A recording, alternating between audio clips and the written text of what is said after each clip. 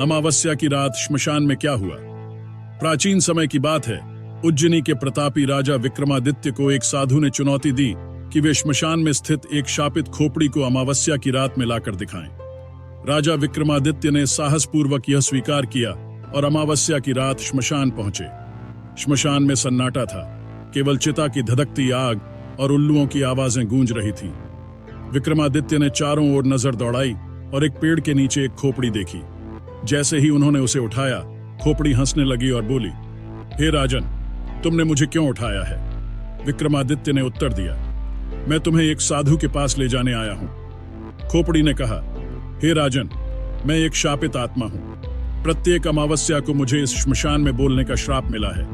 यदि तुम मुझे इस श्राप से मुक्त करना चाहते हो तो मेरी एक शर्त है। विक्रमादित्य ने सहमति जताई। खोपड़ी ने कहा, मैं तुम्हें एक कहानी सुनाऊंगी जिसके अंत में एक प्रश्न होगा।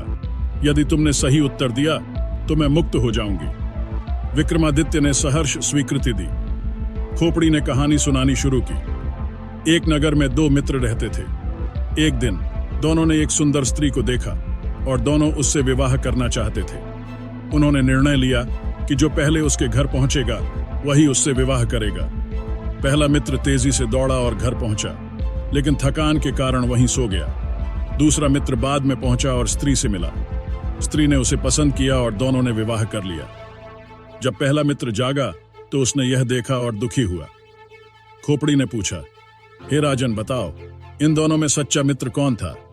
विक्रमादित्य ने उत्तर दिया, दूसरा मित्र सच्चा था, क्योंकि उसने अपने मित्र की थकान का लाभ नहीं उठाया और स्त्री से विवाह किया। खोपड़ी मुस्कुराई और बोली, तुम्हारा उत्तर सही है। तुम्हारी बुद्धिमत्ता ने मुझे श्राप से मुक्त कर दिया है। इतना कहकर खोपड़ी शांत हो गई और विक्रमादित्य ने उसे वहीं छोड़ दिया। इस प्रकार राजा विक्रमादित्य ने अपनी बुद्धिमत्ता और साहस से एक शापित आत्मा को मुक्त किया।